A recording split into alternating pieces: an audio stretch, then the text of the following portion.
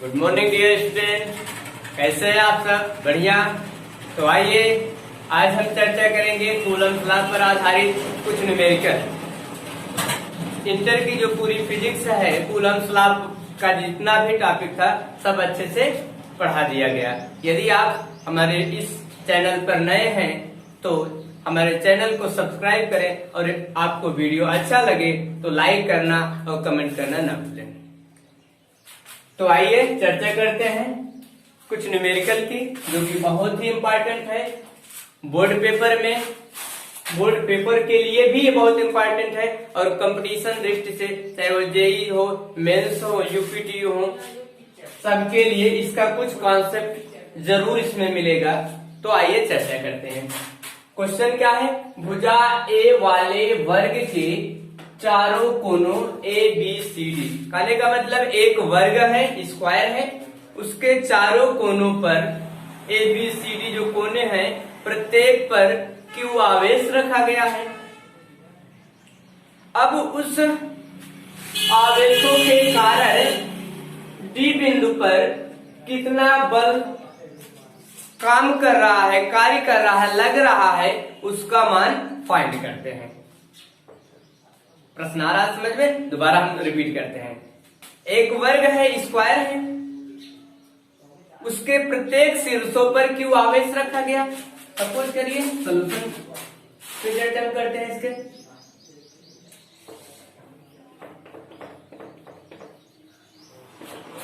क्या है? प्रूफ करा है कि एक वर्ग है, ए बी सी डी। तो मान लीजिए इसकी प्रत्येक भुजा, अब क्या कर रहा है? ए। मान लीजिए इसकी प्रत्येक भुजा क्या है? हमने मान लिया ए है। वर्ग की सभी भुजाएं आपस में बराबर है। अब कह रहा है इस वर्ग के प्रत्येक कोनों पर क्यू आवेश रखा गया। इस पर भी, इस पर भी, प्रत्येक पर क्यू आवेश रखा गया है। बिंदु डी पर, इस डी बिंदु पर कितना फोर्स काम कर रहा है उसका मान फाइंड करना है। तो ध्यान दो बच्चों, कूलम्ब लॉ में बताया गया कि भाई बल कब काम करता है? दो आवेश कहीं भी स्थित होंगे तो उस पर एक बल कार्य करेगा। कैसा बल होगा? आकर्षण भी हो सकता है और प्रतिकर्षण बल। आकर्षण बल कब होता था? जब दोनों जो बल है वो क्या हो, उन पर आवेश जो है अपोजिट होगा। एक पे प्लस होगा, दूसरे पे माइनस होगा, तो उस पर लगने वाला बल आकर्षण बल होगा। और अगर दोनों सजाती हैं, प्लस प्लस है या माइनस माइनस है, तो उस पर लगने वाला बल कैसा होता है?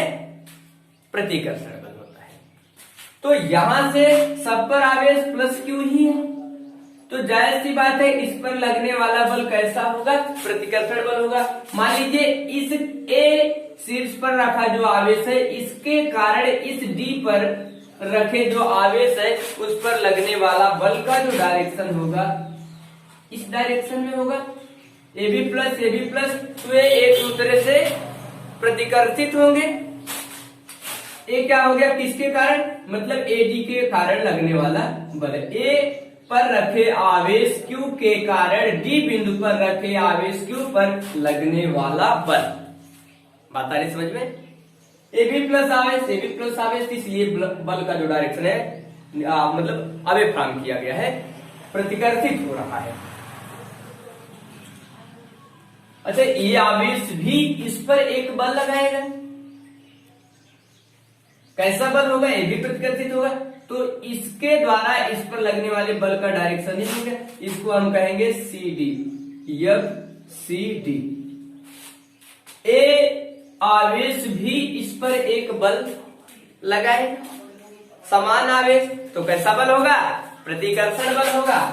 इस बल का जो डायरेक्शन होगा ऐसे होगा, इसको हम कहेंगे एफ बी डी।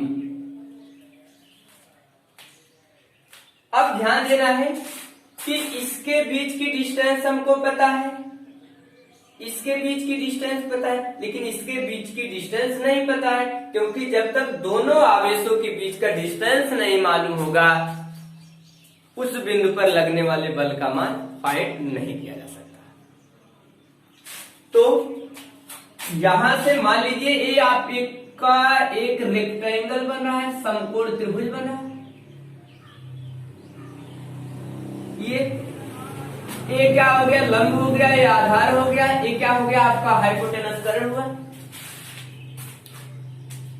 और आपने पढ़ा है कि कर्ण का स्क्वायर बराबर लंब का स्क्वायर धन आधार का स्क्वायर, अर्थात हम लिख सकते हैं कि BD का स्क्वायर इक्वल टू AD का स्क्वायर प्लस AB का स्क्वायर। मान पुट अप करिए, यहां से हो जाएगा BD का स्क्वायर बराबर AD की वैल्यू A हो गया A स्क्वायर प्लस AB की वैल्यू A हो गया A स्क्वायर। ये मिलके हो जाएगा बच्चों BD का square equal to A square plus हो जाएगा 2A स्क्वायर। यहां से वर्गमूल लो दोनों पक्षों का, तो BD का स्क्वायर इक्वल टू आ जाएगा A स्क्वायर का वर्गमूल हुआ A, 2 का वर्गमूल रूट में 2 हो गया, सॉरी। तो इसकी जो वैल्यू है कितनी आ गई, A√2। अब आपको दोनों आवेशों का मान पता है, उनके बीच की डिस्टेंस पता है, तो बल का मान फाइंड किया जा सकता है। अच्छा बच्चों ये बताओ, इस बिंदु पर, इस D बिंदु पर कितना बल काम कर रहा है, 3 बल काम कर रहा है। एक है AD के डायरेक्शन में और एक है आपका CD के डायरेक्शन में, एक है आपका BD के डायरेक्शन में। आपको निकालना क्या है, क्वेश्चन कर रहा है कि D बिंदु पर लगने वाला कुल बल कितना होगा। अगर प्रश्न में, अब यही कॉन्सेप्ट है, अगर प्रश्न में कहता कि A बिंदु पर रखे आवेश के कारण लगने वाला बल कितना होगा, तो अब आपको केवल FAD फाइंड करना होता। यदि कहता कि D बिंदु पर रखे आवेश पर B बिंदु के कारण कितना बल लग रहा है, तब आपको FBD केवल फाइंड करना होता है। लेकिन प्रश्न तो कह रहा है कि इस बिंदु पर कुल कितना बल काम लग रहा है। तो आइए हम पहले फाइंड करते हैं कि FAD का मान कितना होगा। तो यहां हम लिखेंगे बिंदु A पर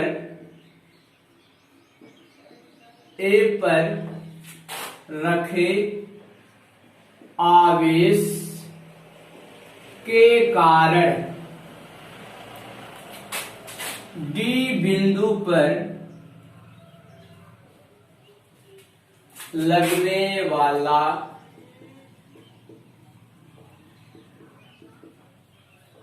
बल को हमने क्या लिया है बच्चों, FAD माना, तो हो जाएगा FAD is equal to Coulomb's law का जो फार्मूला था उसके अनुसार 1/4 पाई एप्सिलॉन 0। बच्चों ध्यान देना, कंफ्यूज मत होना। अगर हम कहते हैं इसके मध्य, इन आवेशों के मध्य कोई परावैद्युतांक रखा गया, मोम है, लकड़ी, कागज, कुछ भी रखा गया है, तो यहाँ हम K की जो वैल्यूज होती पुटअप करते। बट प्रश्न में ये नहीं कहा है, तो हम क्या मानेंगे, एक ऐसा है, एक निर्वात में रखा गया है। ये जितनी भी घटनाएं हो रही हैं सब निर्वात में की जा रही है। सो निर्वात के लिए K का मान कितना होता है बच्चों, 1 होता है।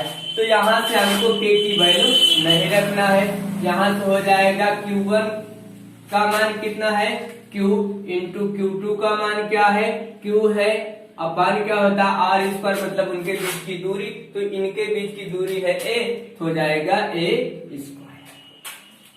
यहां से हो जाएगा आपका FAD is equal to 1/4 pi epsilon 0, Q का मल्टीप्लाई हुआ Q square upon A square. बच्चों ध्यान दो, जितना डिस्टेंस से था उतना डिस्टेंस से भी जितना आवेश इस पर था वही आवेश इस पर, तो FCD का भी मान हम अगर फाइंड करें, हम लिख दे रहे इसी प्रकार FCD बराबर भी कितना होगा, 1/4 pi epsilon 0 Q square upon A square.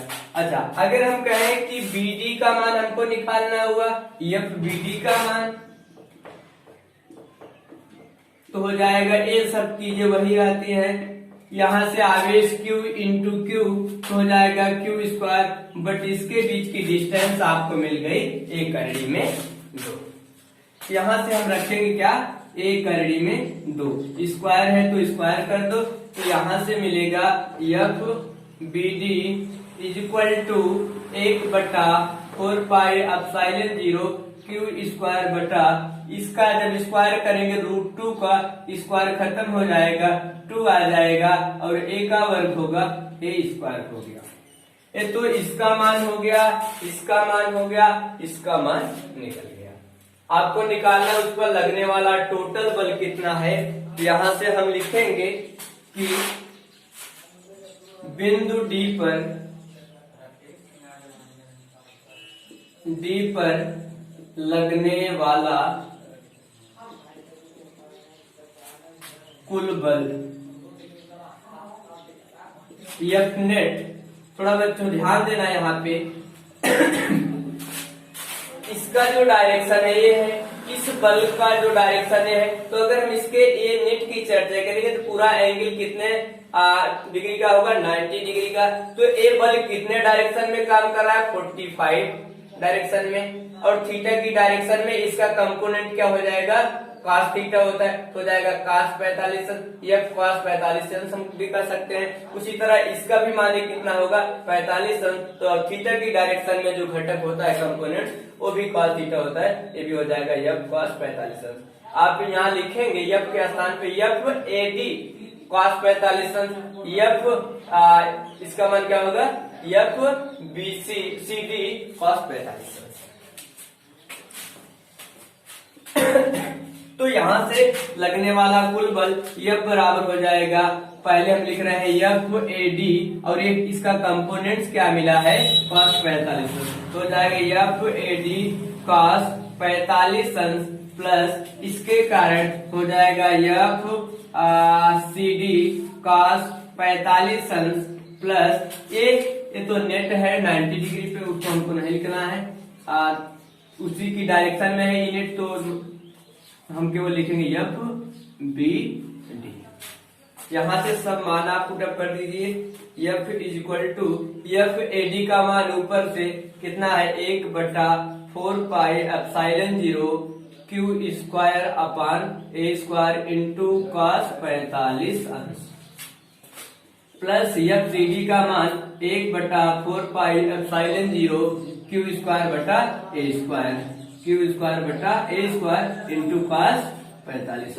बच्चों समझ में आ रहा है हम cos क्यों लिए, क्योंकि ये जो बल है इसका इस नेट की डायरेक्शन में जो एंगल बन रहा है 45 डिग्री का बन रहा है, और थीटा की डायरेक्शन में जो कंपोनेंट होता है वो क्या होता है, cos होता है। ठीक है, अगर उसके परपेंडिकुलर पे हम चर्चा करते तो साइन होता, कंफ्यूज मत होइएगा, एक कॉन्सेप्ट है। तो यहाँ से हो गया F AD का मान हो गया cos 45, F CD का मान हो गया cos 45 प्लस F BD का मान बच्चों ये रहा, कितना है, 1/4πε0 क्यू स्क्वायर बटा 2a स्क्वायर, क्यू स्क्वायर बटा 2a स्क्वायर। तो क्वेश्चन को हम मिटा देते हैं यहां से,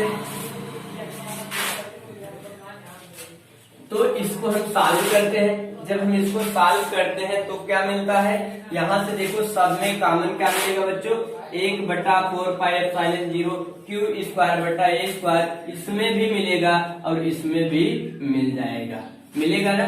तो यहाँ से जो मिला उसको हम कॉमन, F क्या निकला बच्चों, नेट निकल रहा है, F नेट निकला, टोटल बल फाइंड हो रहा है। तो यहाँ से हो गया F net is equal to 1/4πε0 Q square बटा a स्क्वायर को हमने बाहर किया। बच्चों अगर यहाँ से बाहर निकल गया तो बचा केवल क्या, यहाँ पे cos 45, क्या बचा, cos 45 प्लस यहाँ से पार्ट निकला, बचा क्या, cos 45 प्लस यहाँ से निकला, ध्यान दो यहाँ बचा 1/2, ये निकल गया पूरा, ये ऊपर 1 बचा, नीचे 2 बचा, तो प्लस में यहाँ बचा क्या बच्चों, 1/2 बचा। सॉल्व करिए इसको, हो जाएगा F net is equal to 1/4πε0 Q square बटा a स्क्वायर, यहाँ से cos 45 की जो वैल्यू है कितना होता है बच्चों, 1/2 यहाँ से इसका मान हो गया 1/2 प्लस cos 45 का मान 1/2 प्लस में कितना 1/2, बच्चों जब हर सेम होता है तो क्या होता है, उसका जो अंश होता है ऐड हो जाता है। तो यहाँ से हो जाएगा F net is equal to 1/4πε0 Q square बटा ए स्क्वायर। तो इसका हर बराबर एक एक मिलके हुआ 2 बटा करड़ी में 2 प्लस में कितना 1/2। इसको आप और भी सॉल्व कर सकते हैं, ये इतना छोड़ सकते हैं। यह हो गया इन आवेशों के कारण इस डी बिंदु पर लगने वाला नेट बल। ठीक, तो अगर कह देता, थोड़ा सा यहाँ पे एक कॉन्सेप्ट समझ लीजिए बच्चों। अगर मान लीजिए ये जो आवेश सब पर हमने प्लस क्यू लिया, अगर किसी बिंदु पर आवेश हम का जो चिन्ह बदल देते, माइनस क्यू कर देते, तो पहले क्या होता, इसके कारण इसका जो बल का डायरेक्शन होता वो टूवर्ड्स हो जाता, अंदर की तरफ हो जाता। ठीक, और बल का सब कुछ मान वही होता, बट डायरेक्शन अलग हो जाता और ये जो एंगल है वो बदल जाता। कंफ्यूज मत होइएगा, ये किसके लिए लगाया गया, जब सब पर समान आवेश रखा गया है। ठीक, और समान आवेश एक दूसरे को प्रतिकर्षित करते हैं, ऐसा आपने पढ़ा है। अगर विजातीय होता तो क्या करते, अट्रैक्शन फोर्स होता। तो इसको नोट करो, नेक्स्ट क्वेश्चन हम लेते हैं। तो जो नेक्स्ट क्वेश्चन होगा वो हम पढ़ेंगे नेक्स्ट वीडियो में। तो बच्चों घर पे पढ़ाई अच्छे से अच्छे करिए, जो भी क्वेश्चन ना आए आप कमेंट बॉक्स में जरूर बताएं। कोई कंफ्यूजन इस क्वेश्चन में हो कहीं भी तो कमेंट बॉक्स में जरूर बताएं हमको। अगर वीडियो अच्छा लगे तो लाइक करना मत भूलें, और अगर नए हो तो हमारे चैनल को सब्सक्राइब जरूर करें।